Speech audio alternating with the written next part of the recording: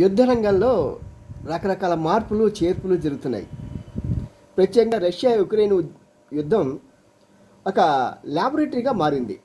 కారణం ఏంటంటే అక్కడ అమెరికా కానీ లేకపోతే యూరోపియన్ యూనియన్ కానీ వాళ్ళు తయారు చేసిన కొన్ని ఆయుధాలు ఎలా పనిచేస్తాయి అని వాళ్ళు పరీక్షించుకు తెలుసుకుంటూ ఉండగా రష్యా కూడా రకరకాల వాటిని ఉపయోగించుకొని ఓహో దీని సత్తా ఇలా ఉంటుంది కామోసు అనే ఒక అభిప్రాయానికి వచ్చింది.